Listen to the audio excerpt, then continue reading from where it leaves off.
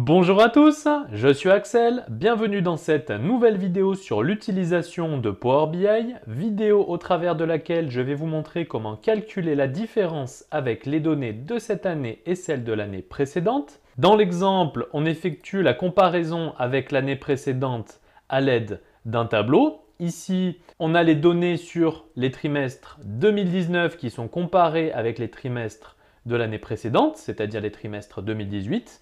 Et les deux premiers trimestres 2020 qui sont comparés aux deux premiers trimestres de 2019. Et ici, on a l'écart généré entre ces deux données, c'est-à-dire les données de l'année en question avec les données de l'année précédente. Mais on va voir aussi comment interpréter ces données à l'aide de la création d'un graphique avec une courbe qui symbolise les données de cette année, une courbe pour les données de l'année précédente et un histogramme qui permet de marquer l'écart entre les deux années et avec un segment qui permet d'ajuster la période souhaitée pour le graphique. Et on va voir ensemble comment faire dans cette vidéo. Mais tout d'abord, si vous souhaitez recevoir l'ensemble des fichiers utilisés pour cette vidéo, il y a un lien dans la description, vous n'avez qu'à cliquer, saisir votre email et vous recevrez tout ce contenu gratuitement par email. Et pour ceux qui veulent aller plus loin, il y a une formation complète sur l'utilisation de Power BI.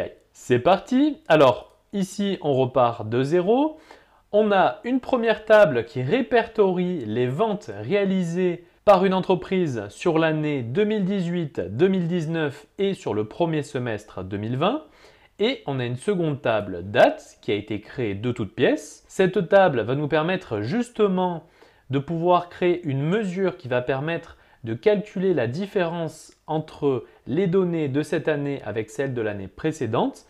Et en plus de cela, elle va nous permettre de réaliser des graphiques avec la période souhaitée, par exemple mois plus année, trimestre plus année, etc.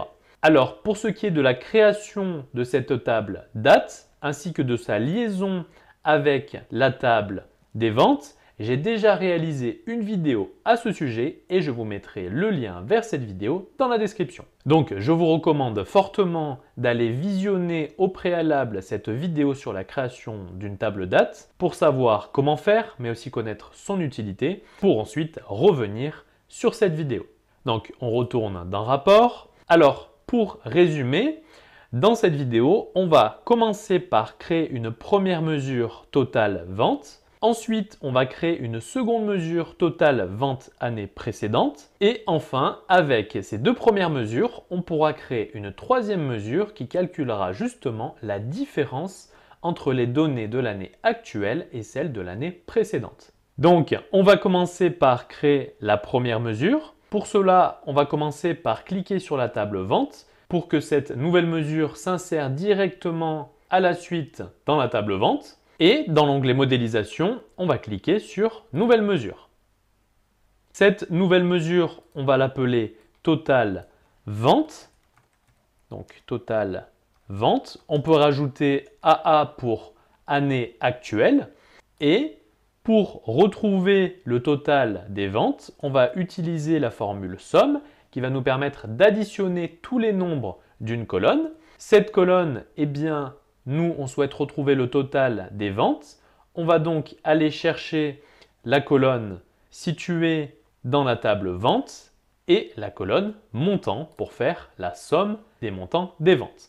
On ferme la parenthèse de la formule somme et on peut valider cette mesure par entrée.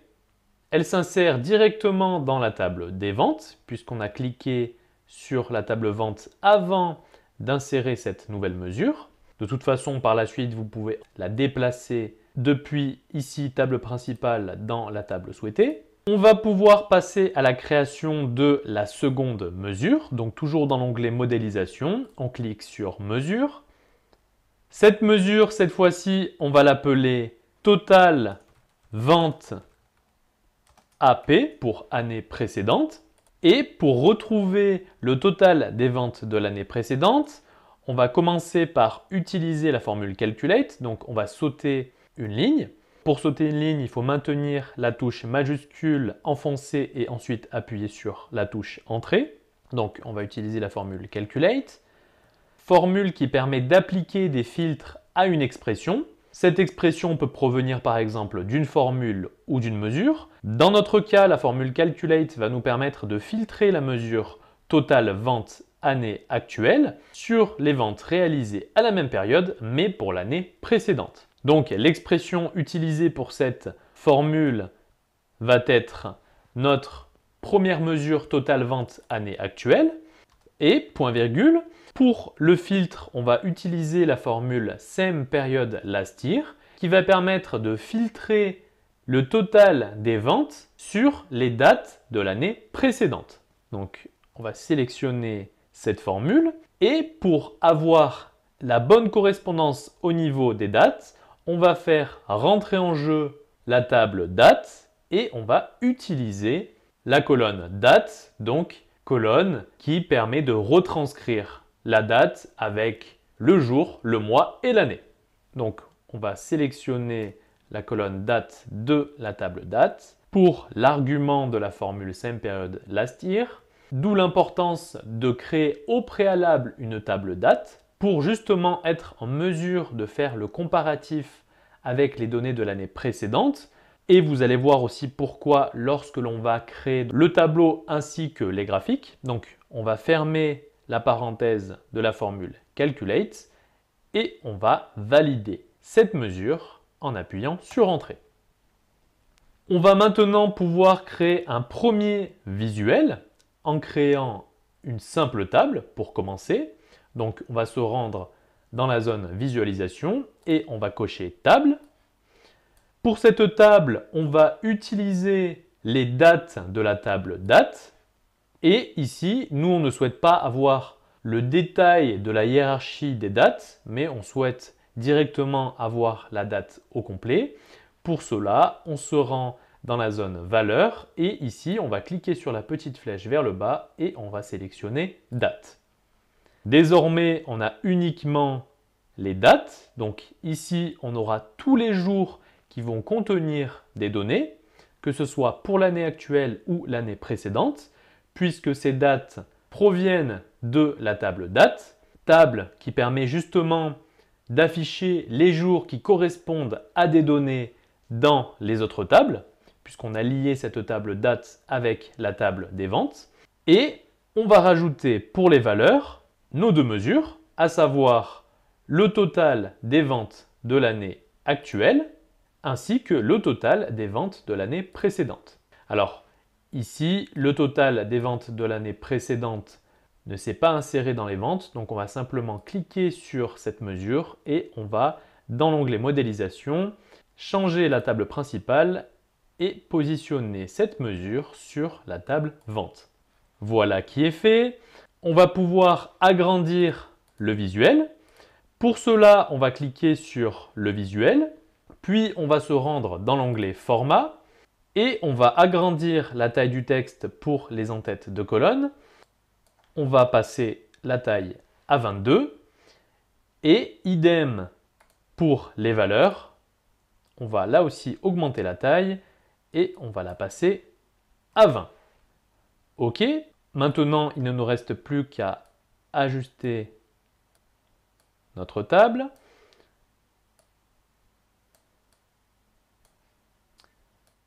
Voilà. Alors ici, premier constat, pour la colonne totale vente année précédente, on n'a aucune donnée de renseigner concernant 2018. En effet, les données de la table vente ne commencent qu'en 2018 et donc forcément, en 2018, on n'a pas les données de l'année précédente puisqu'il s'agit de la première année à partir de laquelle on a des données concernant les ventes. Par contre, si on se rend sur l'année 2019, voilà, cette fois-ci, on a bien la colonne totale vente année précédente qui est remplie, puisque on a un comparatif qui peut être effectué entre les données de l'année actuelle, en l'occurrence 2019, avec celles de l'année précédente, en l'occurrence 2018. Alors, nous, pour plus de clarté dans le visuel, on ne va pas sélectionner la colonne date, mais on va plutôt sélectionner la colonne mois plus année. On va positionner dans les valeurs la colonne mois-année en tout début. Alors, cette colonne mois-année ne s'affiche pour l'instant pas dans le bon ordre. Et pour corriger le problème, il faut aller dans la table date. On va sélectionner la colonne mois-année. Puis, dans l'onglet modélisation, on va cliquer sur le menu déroulant trier par colonne et on va trier cette colonne avec la colonne année-mois. Voilà qui est fait. Et désormais, cette colonne est bien triée dans le bon ordre. Donc ici, comme tout à l'heure, on constate bien que pour toute l'année 2018, on n'a aucune donnée concernant l'année précédente.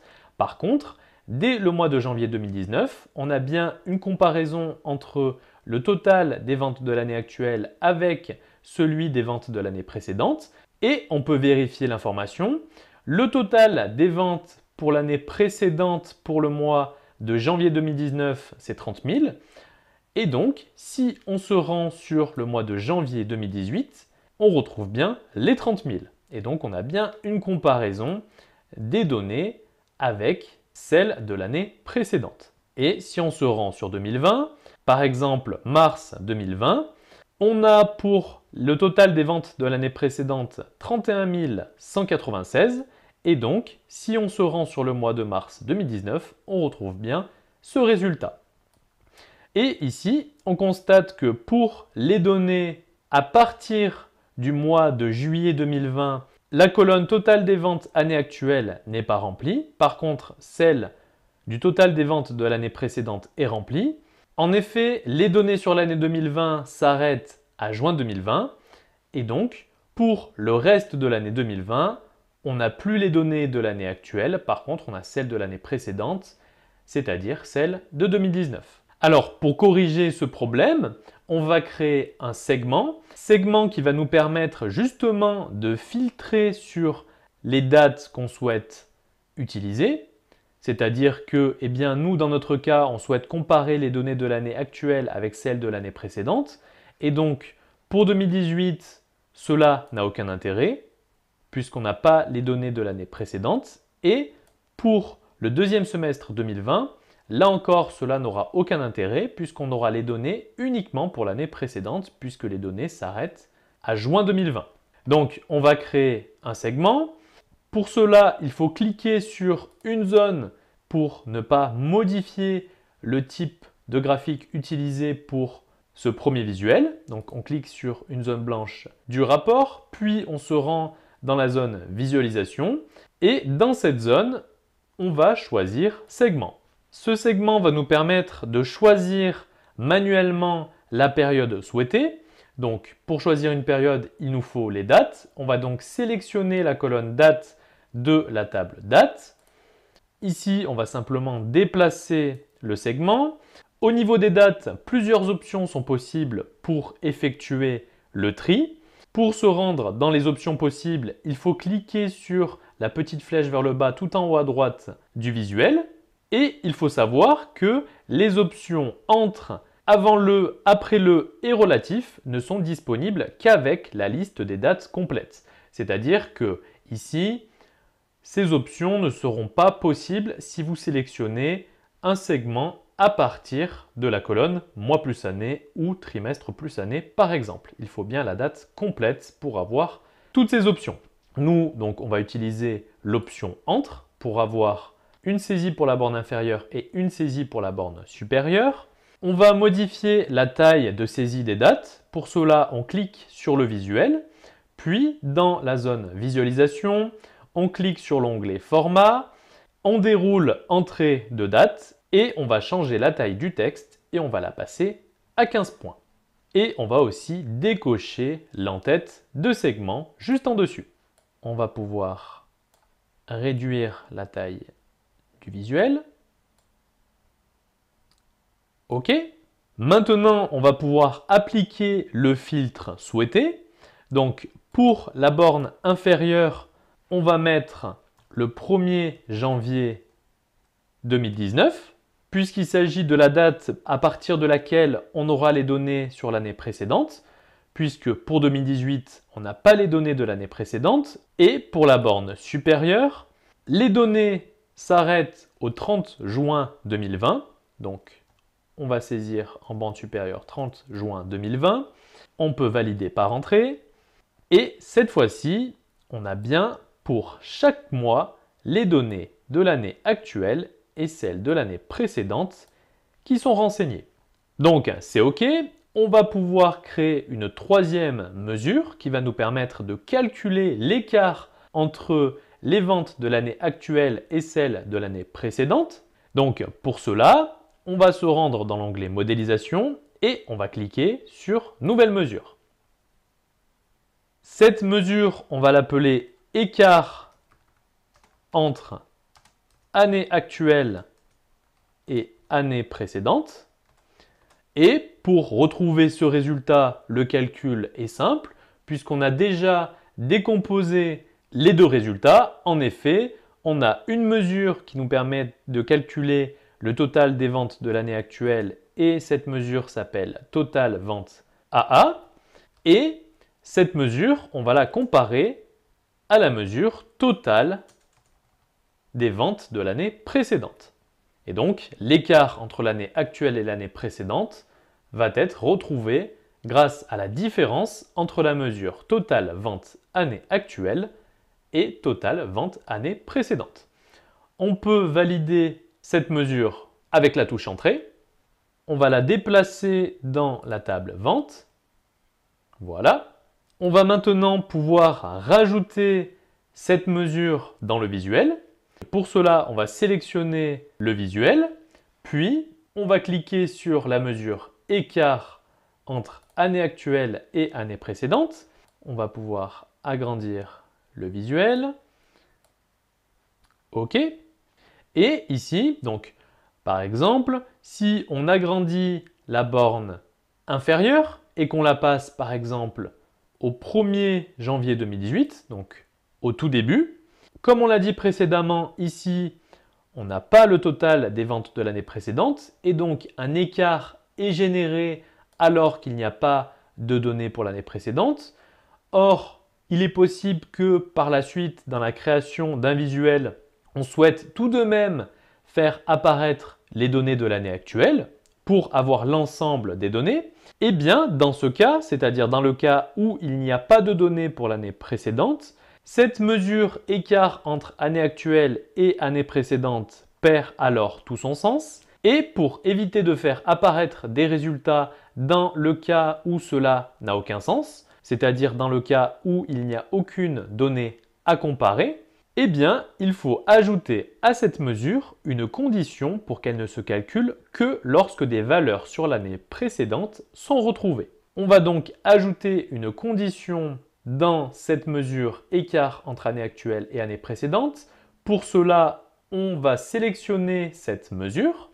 Pour ajouter cette condition, on va utiliser la formule if, donc la formule si, formule qui va nous permettre de vérifier si une condition est remplie et de retourner une valeur dans le cas où la condition est vraie et de retourner une autre valeur lorsque la condition évaluée est fausse. Donc on va ouvrir la parenthèse de cette formule. Le test à évaluer, c'est de savoir si les données de la mesure totale vente année précédente sont renseignées ou non. Et donc pour cela, on va utiliser la formule isBlank qui permet justement de vérifier si une valeur est vide et de retourner vrai si c'est le cas et faux dans le cas inverse. La valeur qu'on souhaite évaluer, eh bien, c'est la mesure totale vente année précédente, puisqu'on souhaite savoir si des données ont été renseignées ou non pour cette mesure. On peut fermer la parenthèse de la formule isBlank et point virgule. Ici, on va sauter une ligne pour plus de clarté dans la formule, donc en utilisant la touche majuscule enfoncée puis en appuyant sur la touche Entrée. Si le test est vrai, c'est-à-dire que la mesure totale vente année précédente ne renvoie aucun résultat sur la ligne, dans ce cas, on va renvoyer un vide. Pour renvoyer un vide, on va utiliser la formule blank. Si la condition est vraie, c'est-à-dire que la mesure totale vente année précédente ne renvoie aucun résultat, alors on renvoie un vide. Et si ce n'est pas le cas, c'est-à-dire que La mesure totale vente année précédente renvoie un résultat. Dans ce cas-là, on calcule la différence entre le total des ventes de l'année actuelle et le total des ventes de l'année précédente. On peut fermer la parenthèse de la formule IF et appuyer sur Entrée.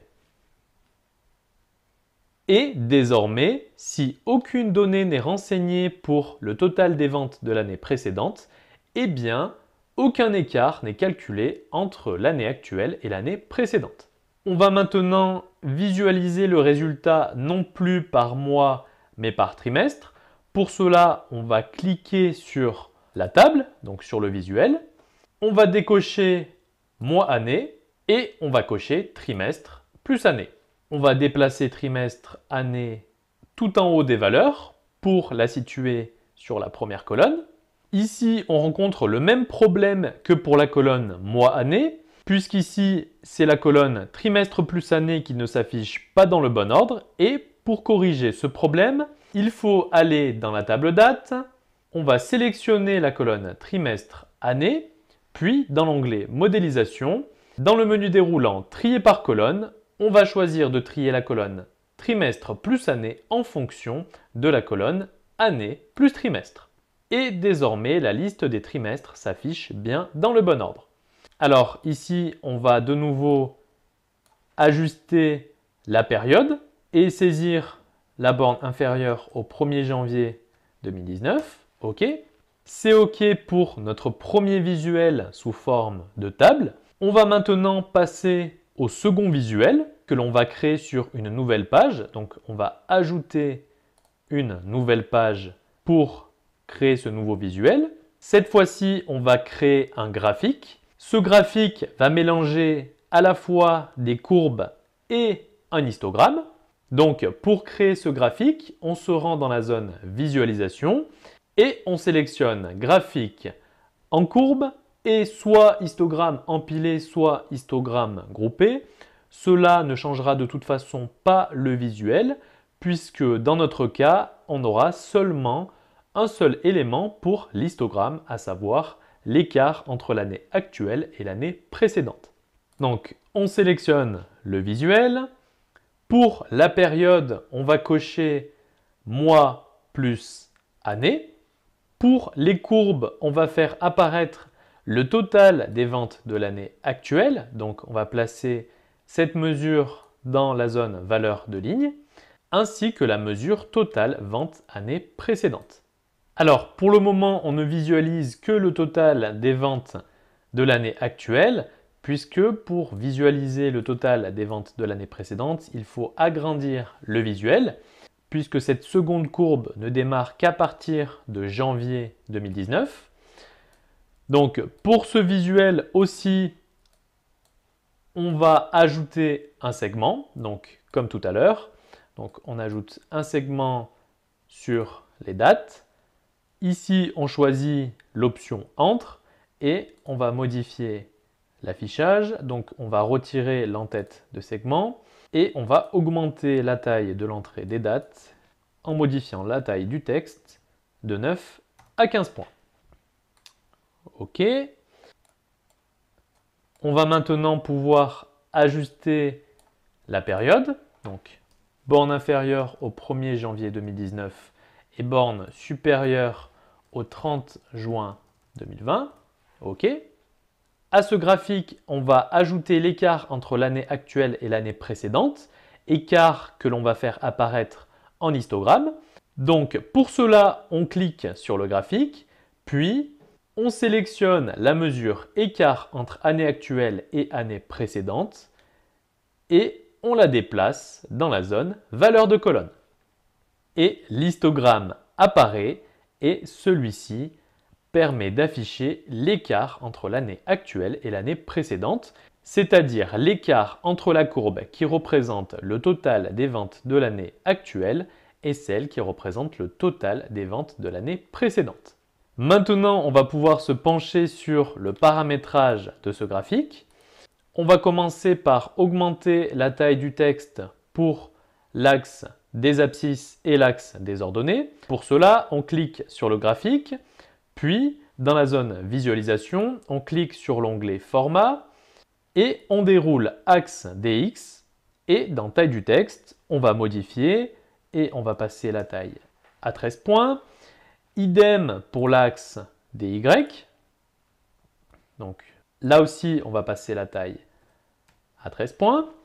On va désactiver le titre pour les deux. Donc pour l'axe DY, on décoche pour désactiver cette zone. Et on va faire de même pour l'axe DX. On repère la zone titre et on décoche le titre. On va maintenant s'attarder sur les courbes. Donc pour personnaliser les courbes, notamment leur forme, on se rend dans la liste déroulante forme. Dans cette zone, on va pouvoir notamment modifier le style de ligne si vous souhaitez avoir plutôt des tirets, des pointillés ou un style uni. Dans notre cas, on va conserver un style de ligne uni. Par contre, on va augmenter l'épaisseur du trait que l'on va passer à 5. Et dernière chose pour la personnalisation de ce visuel, on va venir modifier la couleur des données.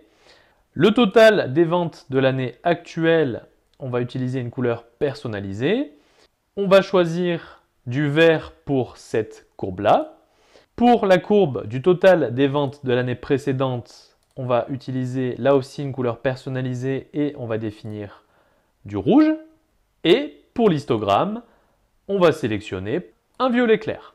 On obtient cette fois-ci un visuel avec un graphique qui fait apparaître deux courbes. Une courbe qui représente le total des ventes de l'année actuelle et une courbe qui représente le total des ventes de l'année précédente. Et à ces deux courbes s'ajoute un histogramme qui représente l'écart entre l'année actuelle et l'année précédente, c'est-à-dire l'écart entre les deux courbes. Donc voilà pour cette vidéo sur comment calculer une différence avec les données de l'année précédente. N'hésitez pas à mettre un petit j'aime si la vidéo vous a plu, ainsi qu'à la commenter et à la partager aux autres utilisateurs de Power BI. Je me répète, si vous souhaitez recevoir l'ensemble des fichiers utilisés pour cette vidéo, il y a un lien dans la description. Vous n'avez qu'à cliquer, saisir votre email et vous recevrez directement ces fichiers par mail. J'espère en tout cas que cette vidéo vous sera utile et quant à nous, on se dit à la prochaine.